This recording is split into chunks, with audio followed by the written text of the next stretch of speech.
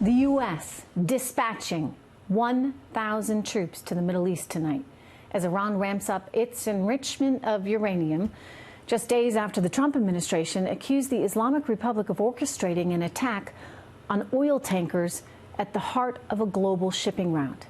Secretary of State Mike Pompeo says the U.S. does not want war with Iran. But at the same time, he says we are considering a, quote, full range of options to deal with the threat from Tehran. Now, I was away at Disney World over the weekend. You know, we had promised the kids that when they got out of school, we'd do this. And so we went, and of course, we had to take them on the iconic ride, It's a Small World at the Magic Kingdom. I used to love the ride as a kid, and yeah, I still do. It's beautiful. Beautiful as ever. The dolls are dressed up in their costumes from all over the world. They're smiling, and you know what? The world seems like one big, awesome, totally happy, incredible place. What an aspirational idea. Unattainable, however. That's the reality. And this latest conflict with Iran really showcases that. You know, there are just too many self-interested actors in the world, and they're willing to go to great lengths in an attempt to push their own agendas so that they can get ahead. Whether they're outright stealing from us, like China, or in the case of Iran, attempting to drag us into a war, all in an attempt to reinstate a deal that was, economically speaking, not so good. Not so good for us, and you know what? Not even so good for them. That's the truth of it. It could have been better. President Trump has offered to renegotiate with them. They have thumbed their nose repeatedly at that. So President Trump needs to be very careful right now. And I'm sure he will be. Because he knows there are self-interested people everywhere. Actually, including right here in America. There may actually be a whole lot of Americans whispering to the Iranians right now that they just need Trump out of the White House. And then the Democrats can reinstate that deal.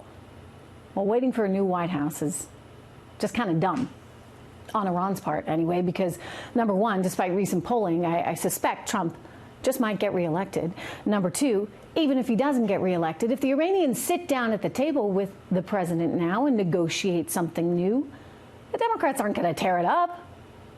You know, of course, that reelection thing is predicated upon a strong economy and peace. In other words, people like, Americans like that strong economy and peace, meaning no World War III or no prolonged military conflict with Iran. You know, but again, there are, remember, politically motivated, self-interested people everywhere, including in America. And there are people in America that would like nothing more than to see us engaged in a war with Iran, because they know war could very well spell the end of Trump 2020. And so Iran may actually be encouraged right now to be as bad an actor as it can possibly be on the world stage, all in a deliberate effort to provoke a U.S. military response. We know Washington has become ungovernable thanks to the bitter partisanship and the self-interest running through the halls of Congress as we speak. Too many partisan actors putting politics before country. As a result, the Iran conflict will prove to be a real test for Donald J. Trump. He must follow his instincts, and he must stay far away from the noise Iran is trying to make. For now, he should resist military action and sanction, and sanction some more. Make it really economically painful.